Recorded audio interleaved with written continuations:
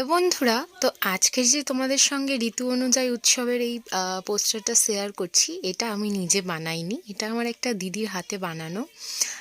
আমাদের একটা বোনের জন্য প্রজেক্টটা ছিল। তো এত সুন্দর বানিয়েছে যে আমি তোমাদের সঙ্গে ভিডিওটা শেয়ার না করে পারলাম না।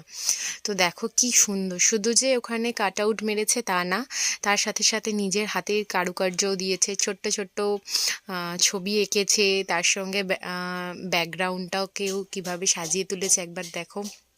বর্ডারগুলো কি সুন্দরভাবে করেছে। এখানে প্রত্যেকটা জিনিসই এত নিখুঁত করে করেছে যে আমি ভাবলাম যে কেন না আমার বন্ধুদের সঙ্গে এটা শেয়ার করে নেওয়া যায়। আর তোমাদেরও যদি কোনো বাচ্চাদের প্রজেক্ট বা কিছু এরকম পড়ে থাকে, তো তোমরাও এরকমভাবে স্কুলে ওটা বানিয়ে দিতে পারো। দেখো এখানে প্রথমেই যে আমাদের উৎসবের জন্য দেখো ওখানে কি সুন্দর সুন্দর ছোট ছোট ফল মিষ্টির হাঁড়ি দিয়েছে। ওটা নববর্ষের জন্য বানিয়েছে, খুবই সুন্দর বানিয়েছে। আমি একদম জুম করে তোমাদের দেখাচ্ছি। মানে এখানে তো খাওয়া দাওয়া, নববর্ষ মানে খাওয়া দাওয়াকেই বোঝায়। তো মিষ্টি হাঁড়ি, ছোট ছোট ফ্রুটস, এগুলো সব এঁকেছে। আবার ঋতু অনুযায়ী পরের ঋতুতে দেখো এই যে আমাদের রথ এসে যাচ্ছে বর্ষার সময়। তো রথের ওপরে একটা ঠিক সুন্দর করে জগন্নাথও এঁকেছে, আর নিচে একটা বড় দেখে ওটাকে কি বলে, ঢোলক ঢোলক এঁকেছে। তো খুব সুন্দর হয়েছে। জগন্নাথরা তো আমার ভীষণ ভালো লেগেছে।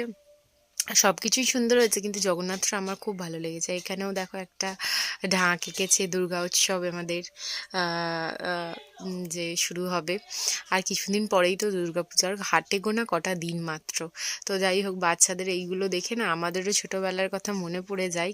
এত সুন্দর। আর এখানে দেখো তারপরে কালী পুজো, কালী পুজোর ওখানেও একটা প্রদীপ এঁকেছে, নিচে জবা ফুল। জবা ফুলটা এত রিয়েল লাগছে, মানে আমি ক্যামেরাতে এতটা ক্যাপচার করে আনতে পারিনি, কিন্তু সামনে থেকে অনেক সুন্দর লাগছিল বাচ্চাদের এটা। বাচ্চাদের প্রজেক্ট মানেই বড়দের তো একটু হেল্প চাই, আর এখানে বড়দের তো হেল্প করেই দিয়েছে আমার ওই দিদি। দেখো এই যে তারপর সরস্বতী পুজোর জন্য দেখো তোমার দোয়াতে কালী, বই খাতা এগুলো এঁকেছে।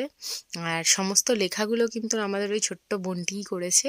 আর এখানে দেখো দোল উৎসব, তার নিচে একটা আচ্ছা মতো মেয়ে ছাতা নিয়ে দাঁড়িয়ে রয়েছে, যেহেতু এখন বর্ষাকাল চলছে। আর দোল উৎসবের জন্য ফুচকিতে রং, থালায় অনেক আবির, অনেক কিছু মাখিয়েছে। এই যে দেখো কি সুন্দরভাবে এইগুলোকে ফুটিয়ে তোলা হয়েছে।